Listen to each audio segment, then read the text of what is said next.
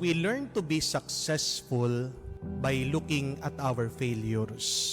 Kung gusto mong maging matagumpay, kailangan matuto ka sa iyong mga pagkakamali at kabiguan.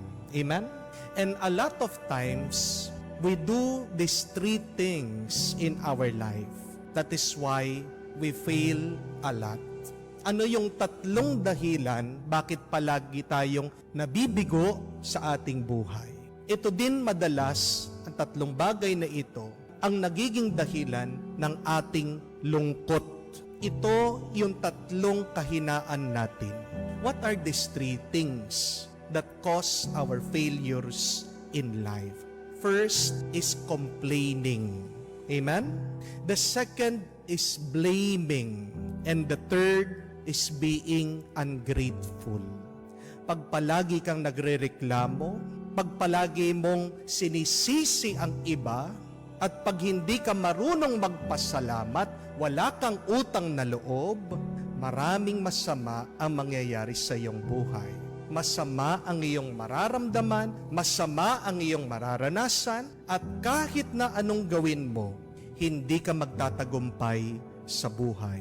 Hindi magiging mabuti ang iyong karanasan kung palagi kang nagrereklamo, kung palagi mong sinisisi ang iba, kung nagkukulang ka sa pasasalamat sa Diyos.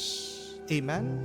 Bakit pinarusahan ng Diyos ang bayan na kanyang nilaya sa Ehipto?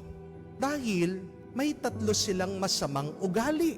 Una, walang tigil ang kanilang pagrereklamo.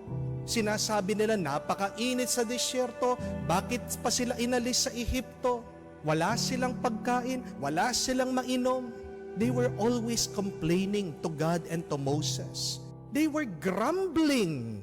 Walang oras, walang panahon, walang araw na hindi sila nagreklamo sa Diyos at kay Moises. Yun yung unang kasalanan nila.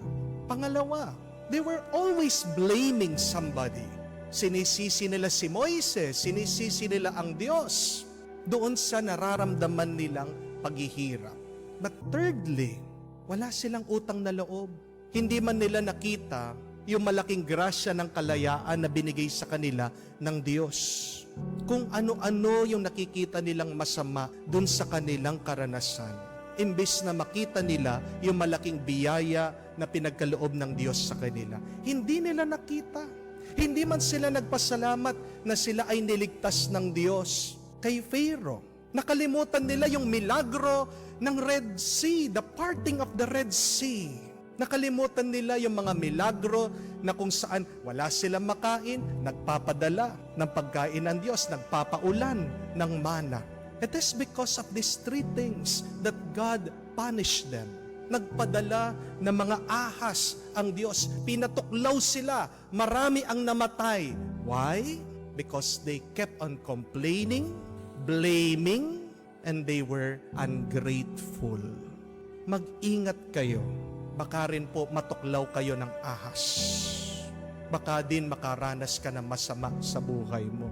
Tanungin mo ang sarili mo. Palagi ka bang nagrereklamo sa Diyos? Palagi mo bang sinisisi ang Diyos? Sinisisi ang ibang tao sa masama na nararanasan mo? Sa mga problema na pinagdaraanan mo? Kumustang pasasalamat mo sa Diyos? Do you recognize the grace in your life? When was the last time that you thanked the Lord? Kaya nga po, instead of complaining, please praise the Lord. Instead of blaming, take responsibility. Instead of being ungrateful, always appreciate the things in your life. Be content. Be thankful. At pag nag-iba yung iyong ugali, pananaw, lalapit ang biyaya sa iyo. You attract blessings in your life depending on your attitude. Sabi nga po nila, a bad attitude is like a flat tire. Para daw po sumingaw na gulong, sirang gulong ang masamang ugali. Kasi kahit na paano mo paandarin, hindi ito makakalayo. A bad attitude will take you nowhere. And many times, if you have a flat tire, a bad attitude, it may cause you your accident. It may hurt you. So that blessings should come in our life, change your attitude. Paano naman? Do not remove your focus on the Lord. Huwag mong aalisin ang tingin mo sa Diyos. Narinig natin nung pinatingin ng Diyos itong ahas na tanso na pinagawa niya kay Moises, gumaling ang mga tao. This represents Jesus. Jesus has sacrificed on the Calvary na sinasabi din na sino man ang makatingin sa Kanya ay maliligtas. Pag palagi kang nakatingin sa Panginoon, mapapasa iyo ang Diyos. At pag nasa iyo ang Diyos, nasa iyo din ang buhay. At buhay na ganap. Let us ask ourselves, where am I focused now in my life? Saan ba ako nakatingin? When you complain, you look at your problems. When you blame, you look at other people. When you are ungrateful, you look at things that are lacking in your life. Tandaan po natin yon. Nagdidepende ang ganda, ang sama ng iyong karanasan kung saan ka ba nakatingin. Sinabi ko na dati ito, kung saan ka nakatingin hanggang dun lang ang iyong mararating.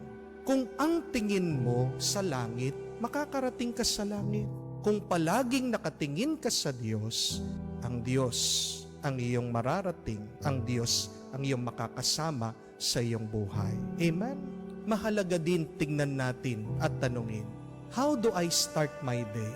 Mahalaga din tingnan at tanungin, how do I end my day? Because your experience in life will depend on how you start it and how you end it. Nagiging maganda ang karanasan mo sa iyong buhay, depende sa kung paano mo ito inuumpisahan, kung paano mo ito tinatapos. Pagkagising mo ba, anong unang lumalabas sa iyong bibig? Anong unang iyong naiisip? Pansinin niyo po, pagkamulat pa lang ng iyong mata, nagrereklamo ka na. Buwisit na buhay ito. Sunod-sunod, buong araw, buwisit ka na. Di po ba? Mabigat na mabigat yung iyong nararamdaman. Pero bakit hindi mo subukan na palitan?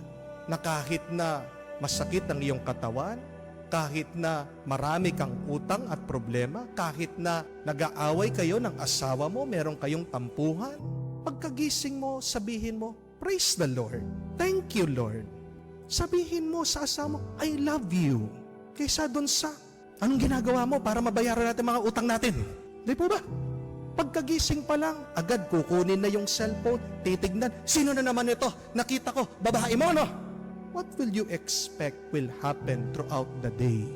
Will you live happily ever after? Inumpisan mo ng masama, matatapos ng masama. Amen? At kahit na sa pagtatapos ng araw, mahalaga din kung ano yung nasa isip natin, kung ano lumalabas sa ating bibig. Dahil merong carry over. Kung ano yung huling nasa isip mo, mapapaniginipan mo pa yan. At pagkagising mo sa susunod na araw, yan na naman ang nasa isip mo, yan na naman ang nasa bibig mo, yan na naman ang iyong gagawin. Di po ba? Matulog ka na nag-aalala, baka mabangungot ka pa. Matulog ka na may inis at galit ka, baka pagkagising mo, maatake ka, magkaroon ka ng heart attack. Amen? Pero subukan mo, tapusin mong araw mo, inaalay mo sa Diyos, pinapaubaya mo sa Diyos, tapusin mo ang araw mo sa isang panalangin, citing the scripture, how beautiful to end your day, saying just like the Lord, into your hands, O Father, I commend my spirit. Ano kaya ang mararanasan mo sa susunod na araw, pagkamulat pa lang ng iyong mata, napakaganda na ng iyong mararamdaman. Amen? Let us look at our lives. Tingnan natin ang ating buhay. Ako ba'y nagrereklamo? Sino bang sinisisi ko? Nagkukulang ba ako sa pasasalamat sa Diyos? Matuto tayo yan sa masamang ugali natin. Iwasan natin ang mga yan. Hindi makakatulong yan.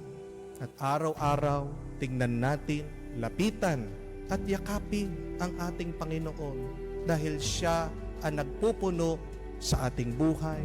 Siyang pinagmumulan ng lahat ng grasya. Amen.